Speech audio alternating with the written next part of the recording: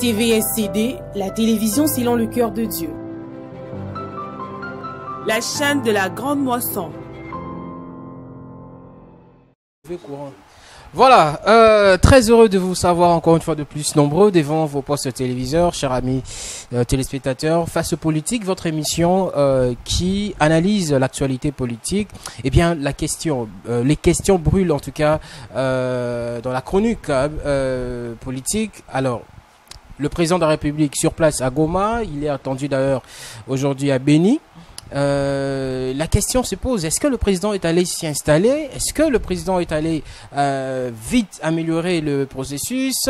Alors, la question se pose. Et sur ces plateaux, j'ai avec moi un analyste politique avec qui on va essayer de débriefer beaucoup de sujets, quelques sujets, mais on sera vraiment objectif, parce qu'il est objectif. C'est bien Monsieur Chris Mukendi. Il est communicateur et cadre au sein de la FDCA, parti cher à l'honorable président du Sénat, Bahati Lukwebo, à qui je dis bonsoir.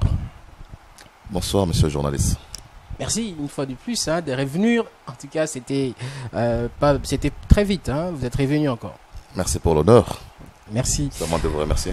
Voilà, on va commencer avec ces sujets qui fait l'actualité. On parle de la loi portant modification de l'organisation de la CENI. Je vais lire l'article 10 parce que c'est peut-être ce qui fait problème de cette proposition de loi. L'article 10 de cette proposition de loi, bien sûr, déclare que la CENI est composée de 15 membres désignés à part égale par les forces politiques représentant l'Assemblée nationale et la société civile, à savoir 5 désignés par la majorité, 5 désignés par l'opposition et 5 par la société civile. Alors, pensez-vous que toutes ces accusations que le pouvoir en place, entre guillemets, est accusé, dire qu'on veut fuir les élections, on veut tricher les élections de 2023 a de la place? Je ne pense pas que ces accusations soient des accusations fondées. Vous savez, la tricherie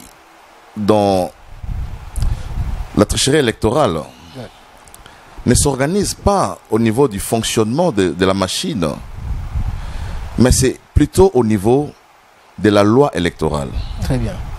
Il faudra rappeler aux amis qui nous suivent que là, nous ne sommes pas encore arrivés à la révision de la loi électorale. Nous sommes dans la loi portant organisation de la machine électorale, la CENI. Et j'aimerais aussi faire comprendre aux tenants de cette thèse-là, qui disent que la majorité organise la tricherie, c'est qu'en réalité... Prépare la tricherie. C'est qu'en réalité, au sein de cette machine, la société civile et l'opposition sont plus majoritaires que la majorité. En réalité, justement. Parce que si vous prenez le quota qui est réservé à l'opposition de 5 membres, de l'autre côté, au niveau de la société civile, c'est... Non, l'opposition c'est 4 membres. Oui. La société civile c'est 5 membres. Oui. Ça fait au total 9 membres. Contre 6 qui proviendront de la majorité parlementaire.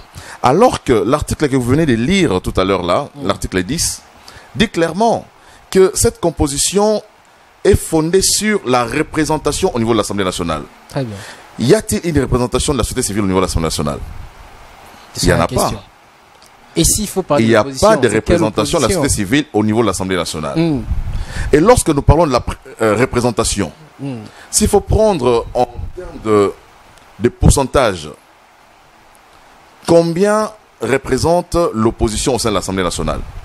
Parce que là, la majorité qui se minorise en réalité au sein de cette machine électorale regorge pratiquement 80% de l'Assemblée nationale.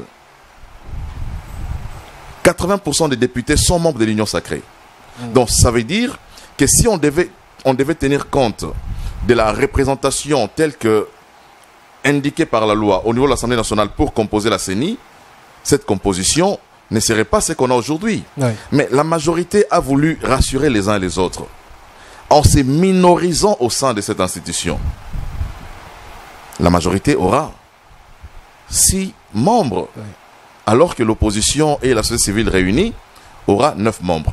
La vérité, c'est que c'est cette opposition et cette société civile qui fait les contrepoids au sein de cette machine électorale. Donc, moi, je considère que ce sont des discours populistes, des personnes qui voudraient, déjà au départ, vous savez, je me rappelle encore lorsque, à une période, moi j'étais à l'opposition, je suivais l'honorable Francis Kalombo dire généralement que l'opposition prépare la contestation alors que la majorité prépare les élections. Donc aujourd'hui, je comprends les contenus de cette pensée. Donc, ce qui fait que jusqu'à la veille des élections, vous allez vous rendre compte, effectivement, même aux élections passées, jusqu'à la veille, il y a eu appel au boycott de la machine à voter. L'opposition continue à boycotter les élections. Il y a eu une frange de l'opposition qui est allée aux élections avec la machine à voter, mais il y a une autre, l'aile Lamouka Fayoulou, qui demandait à la population de ne pas aller voter avec la machine à voter. Donc, jusqu'à la veille des élections, il y aura ce genre de discours des personnes qui préparent, non pas les élections, mais la contestation. Donc, la vérité aujourd'hui, c'est que c'est l'opposition et la société civile qui sont les vrais patrons de la machine électorale.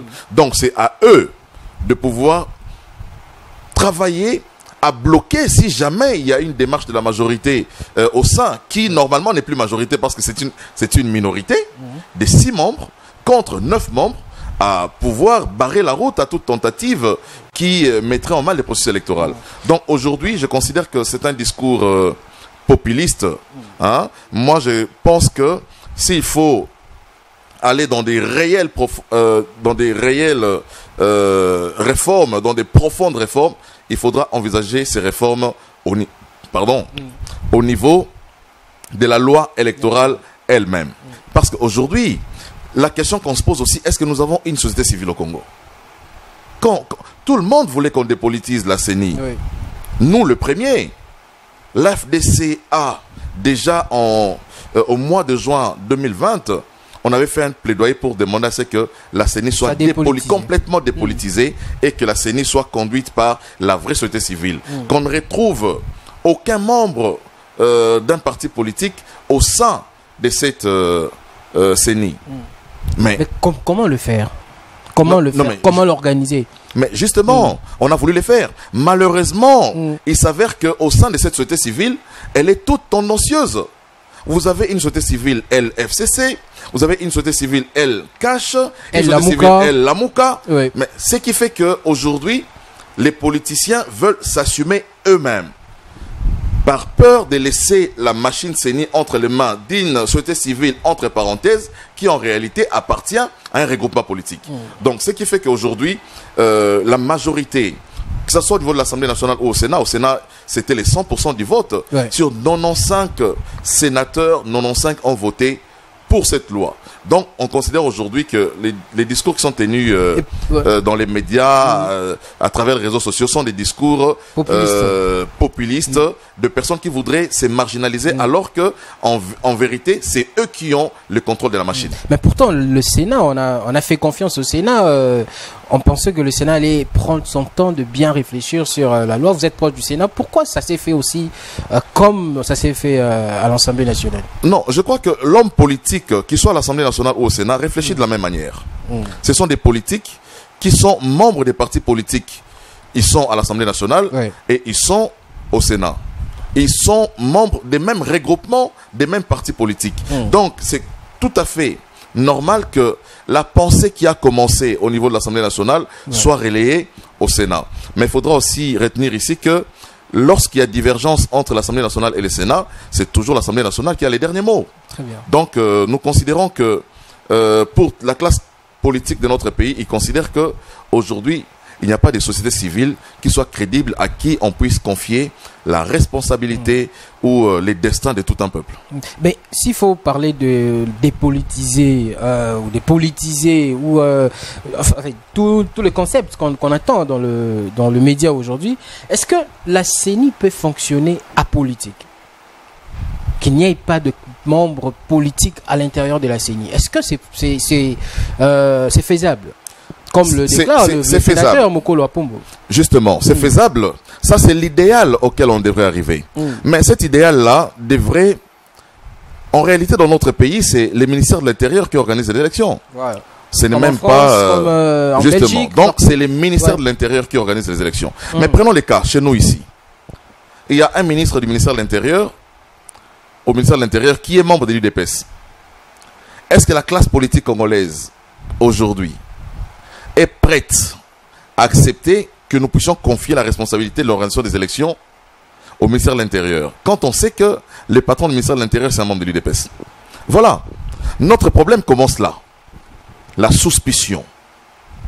Donc, aussi longtemps que nous allons fonctionner dans des suspicions, nous n'allons pas atteindre cet idéal-là, qui est de confier la responsabilité de l'organisation des élections au ministère, aux fonctionnaires de l'État, qui doivent en garantir normalement la neutralité. Donc, nous n'en sommes pas encore là. Donc, nous considérons que c'est un idéal auquel nous devons encore y travailler. Donc, pour aujourd'hui, les réformes ont été apportées et elles se présentent de la manière dont le bureau est représenté par la société civile, par l'opposition et par la majorité au pouvoir. Est-ce que pensez-vous que cette composition va renforcer la neutralité, la partialité, l'objectivité au sein de la CENI? Non, tout dépend aussi de la volonté, de la volonté de chaque groupe. Parce que nous notons une réelle volonté de la part de la majorité en se minorisant au sein de cet appareil. Parce que s'il faut en principe parler de la majorité, on devrait compter au sein de cette... parmi les 15 membres qui composent les bureaux de la CENI, la majorité devrait compter au-delà de 8 membres. Oui. Mais là, nous sommes en deçà. Ça veut dire que moins de 40% de la composition de l'appareil électoral. Donc, ce qui veut dire que la MOUCA plus nos amis de la société civile ont 60% de la composition du bureau.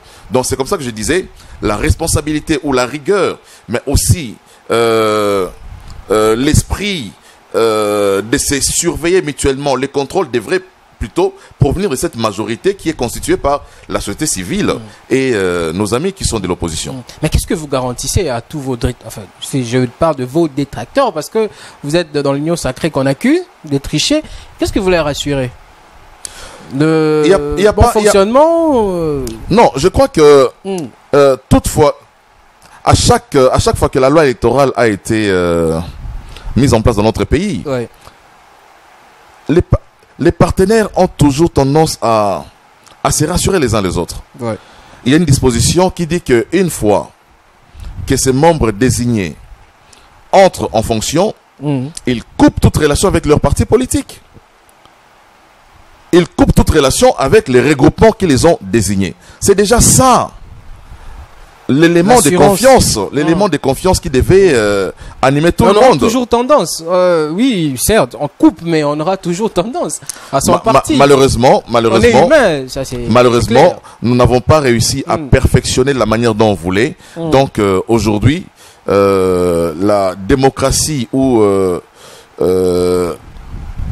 l'institution qui est habilitée à voter des lois a voté pour que les choses...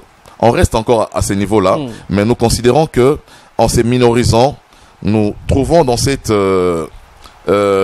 marginalisation de la majorité une volonté à pouvoir aller de l'avant. Quand vous avez une majorité qui se minorise, c'est déjà un effort qu'il faut applaudir. Très bien. Alors, on va parler état du siège. Le président de la République est sur place à Goma.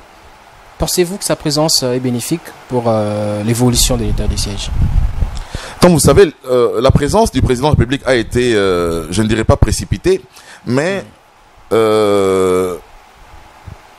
l'éruption volcanique qui est arrivée à Goma a appelé de toute urgence à une solidarité nationale. Est-ce que ça affaiblit, cette solidarité nationale, le processus? Cette solidarité nationale, la personne qui en incarne, je ne sais pas, la valeur ou qui en incarne le charisme, c'est d'abord le président de la République. Le premier citoyen. Le premier citoyen. Donc je considère que sa présence entre d'abord dans les cadres de la solidarité envers nos frères et sœurs de Goma qui ont été victimes de cette catastrophe naturelle. Mais deuxièmement, vous le savez, il a dit au cours d'une interview qu'on lui a accordée, sa présence lui permettra aussi d'évaluer l'état des sièges qui a été décrété dans les deux provinces, les provinces du Nord, Kivu et province de l'Ituri. Donc nous considérons que sa présence ravive encore la flamme de la population, ça donne l'espoir à la population et nous considérons que c'est une vraie consolation pour le peuple en ces moments de malheur d'avoir à ses côtés son chef. Alors, objectivement, en tant qu'analyste politique, je veux que vous mettez de côté vos couleurs. Hein. Je veux vraiment que vous analysez objectivement l'évolution de l'état du siège depuis qu'on a décrété. Vous, personnellement, M. Chris Mukendi, en tant que citoyen congolais, est-ce que ça évolue? Est-ce que on est dans le bon? Je pense que nous sommes dans les bons. Nous suivons l'actualité. Très bien. Nous ne sommes pas en Ituri, nous ne sommes pas au Nord Kivu. Mais nous suivons ce qui se passe. Excusez-moi. Je vous en prie. Il est clairement indiqué aujourd'hui que les forces armées de la République démocratique du Congo ont récupéré des territoires qui autrefois étaient occupés par des rebelles. Chose contestée par la société civile sur place. Pardon? Chose contestée par la société civile sur place. Non, vous savez, il y a, comme on disait, il y a à boire et à manger dans cette affaire de société civile. Hein? Vous savez, parfois, les amis qui sont de la société civile ne voient que l'intérêt économique. Ouais. Pour eux, on devrait mettre fin à l'état des sièges pour leur permettre de faire bien leurs affaires. Parce que l'état des sièges vient avec des restrictions parfois des libertés. Des restrictions en termes de circulation des personnes et de leurs biens. Donc pour ceux qui sont là dans le but de ne faire que des affaires, il est clair qu'à un certain moment, ils ne voient que cette décision d'un mauvais œil. Et nous comprenons. Mais pour nous, l'intérêt, ce n'est pas d'abord financier, ce n'est pas les intérêts économiques. L'intérêt pour nous, c'est l'instauration de la paix dans tous les Congos.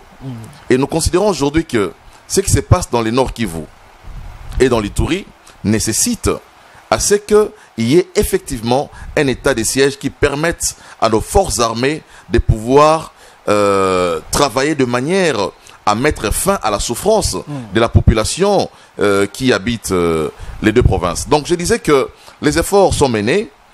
Il y a des barrières qui étaient érigées le long des routes qui ont été détruites par les FARDC. Il y a, comme je le disais, des camps qui ont été récupérés. Il y a des arrestations qui ont été opérées. Ouais. Donc je considère un mois après que l'état des sièges produit des effets pour lesquels la population aussi voudrait que cet état des choses demeure jusqu'à l'instauration totale de la paix dans l'Ituri, mais aussi dans le Nord Kivu. Alors, M. Christ Mukendi, état des sièges, oui, on est d'accord. Bravo au chef de l'État, bravo à l'équipe. Mais est-ce qu'avant de décréter l'état des sièges, on avait la cible? Qui on combat? Qui on veut chasser? Qui on veut bien sûr délocaliser dans ces coins? Est-ce qu'il y avait une stratégie qui a été mise en place pour bien sûr s'adapter à cette guerre, s'il faut le dire? Vous savez, il y a un problème qui se pose à nous Congolais. C'est que nous pensons que les affaires d'État se traitent dans des plateaux de télévision, ça se traite dans les réseaux sociaux, ça se traite autour d'un verre dans des bars. Non, cher ami. Non, mais peut-être par l'adresse du chef de l'État. Je vais vous dire ceci. C'est que lorsqu'on gouverne, on ne dit pas tout. C'est ça aussi la responsabilité d'un chef. Lorsqu'on décrète l'état, lorsqu'on décrète par exemple le couvre-feu à 21h, on vous dit c'est pour éviter la propagation du virus, tout ça. Ok, d'accord. Mais il y a, par exemple, d'autres éléments sécuritaires qu'on ne peut pas mettre à la disposition de la population pour ne pas en informer les personnes qui sont visées. C'est comme ça que l'État fonctionne. Donc, je considère que le président de la République, qui est le Congolais les mieux informés de tous, avait des informations qui l'ont poussé à pouvoir décréter un état de siège. Mais aussi la cible, elle est connue. Elle est connue, la cible. C'est tous ceux qui sèment la désolation dans notre pays. Vous voulez qu'on vous parle encore de quelle cible? Vous voulez qu'on les nomme? On dit, bon, notre cible, c'est... Non. Les ADF. Tous ceux qui sèment la désolation au sein de la population, c'est la cible. Donc, y compris les Congolais eux-mêmes. Y compris les Congolais. Qui sont dans les groupes armés. Justement, j'ai dit tous ceux qui sèment la désolation sont la cible de nos forces armées. Donc, aujourd'hui, nous considérons que l'état des sièges produit ses effets. Ça a été prorogé de 15 jours, mais aussi nous saluons l'initiative du président de la République qui a demandé, parce que le Parlement va en vacances à partir d'aujourd'hui, qui a demandé une loi d'habilitation qui permettra au gouvernement de pouvoir continuer à prolonger l'état des sièges aussi longtemps que l'insécurité ne sera pas encore rétablie, ou la sécurité, pardon, ne sera pas encore rétablie au sein de ces deux provinces, dans nos deux provinces. Alors, c'est quelque chose à saluer, parce que on veut vraiment la paix dans ces coins du pays. Alors, on va peut-être finir l'émission avec le dernier point. On parle de la troisième vague de la maladie, la coronavirus. On dit elle est plus dangereuse. Plus dangereuse. Mais la question se pose, quand est-ce que la deuxième vague a pris fin? On ne nous a pas informé, on nous parle de la troisième. Quand est-ce que la première avait d'abord pris fin? On ne nous a pas informé. Comment gérer la troisième? Vous êtes cadre politique, et d'ailleurs on accuse le politicien d'être à la base même de la propagation. Parce qu'on a vu à l'arrivée du président de la République la masse qui l'entourait.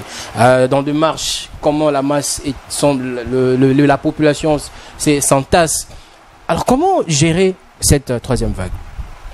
Comment le gérer? Je crois que notre ministre de la Santé, qui représente le gouvernement de la République, à travers son message, a dit comment gérer cette vague.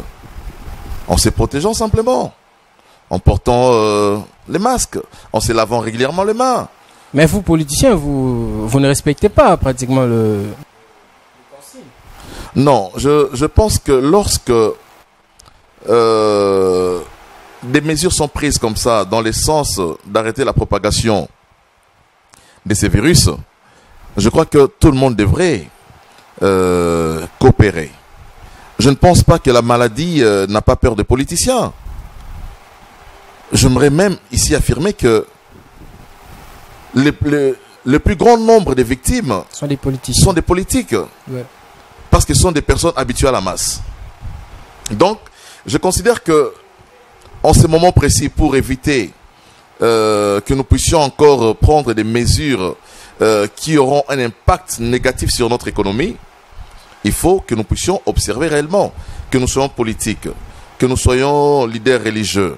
Il faut vraiment que ces mesures soient respectées, mais il faut aussi savoir qu'on va vivre longtemps avec cette pandémie.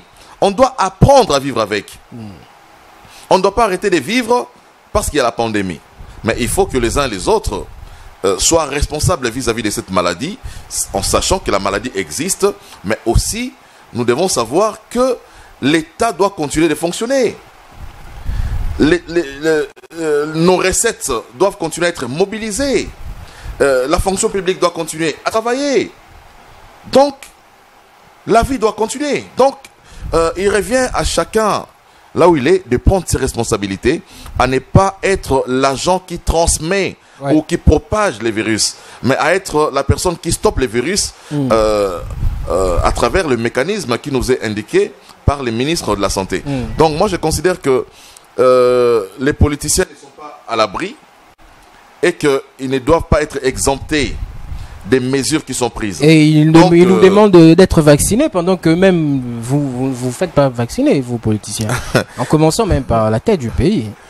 Voilà, cette question-là, elle est vraiment facultative. Parce que déjà, vous êtes fait vacciner? On sait que je sache, le vaccin n'est pas obligatoire. On sait que je sache. Vous êtes fait vacciner? Je n'en ai pas du tout l'intention, du moins pour le moment. Hein? Donc, je considère que, en ce qui me concerne personnellement, c'est pas encore le moment. Personnellement, c'est pas encore le moment pour moi de les faire. Mais si c'est un des mécanismes qui permet à ce que nous puissions réduire les taux des contaminés, ben, je crois que les présidents, comme j'ai eu à le dire l'autre fois sur votre plateau, toutes les décisions qui sont prises par l'État le sont pour le bien de la population. Alors, on va parler de la gestion. Ça, on vous accuse, surtout vos adversaires vous accusent. La gestion du fonds alloué, bien sûr, pour éradiquer la maladie, qui devait être géré par l'ex-ministre Eteni Longondo, on accuse qu'il y a eu des détournements. Mais jusqu'aujourd'hui, parce qu'il fait partie de l'Union sacrée, il est de l'obédience du chef de l'État, il est protégé. L'IGF ne voit pas les ministres Eteni. Mais quand il s'agit de vos détracteurs, c'est quand on saute sur la proie. Je rappelle ici que le plus grand partenaire du chef de l'État, c'est lui qui l'a accompagné à occuper les fauteuils du président de la République, se trouve en prison. Un dossier politique aussi. Ça, c'est vous qui le dites. Moi, je dis que le premier à avoir accompagné le chef de l'État, le premier à avoir cru au chef de l'État, qui l'a accompagné à ces fauteuils-là, se trouve aujourd'hui en prison à cause d'un dossier de détournement. Donc, je ne pense pas que les chefs de l'État soient de ces personnes qui favorisent un camp et s'attaquent à un autre. Je ne pense pas. Il a y à le dire pendant la campagne électorale. Atoza Masta Nangai. Sogo Jumbonga l'État, Tatotanga classe Moko, place Noé Zalinini, Boloko. Donc, je considère que le chef de l'État ne peut pas être partout et qu'il y a des instruments de l'État qui permettent d'établir les responsabilités dans la gestion des finances publiques, notamment l'IGF, qui fait son travail. Si l'IGF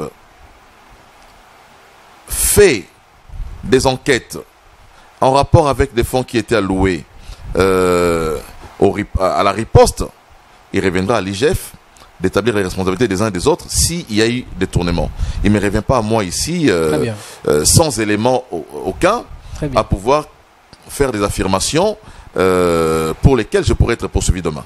Merci beaucoup, monsieur Chris Mukendi. Je rappelle, vous êtes cadre et communicateur au sein de l'FDCA, parti cher à l'honorable président du Sénat, Bati Lukwebo. Je vous remercie. Merci à vous. Merci à vous, chers amis téléspectateurs.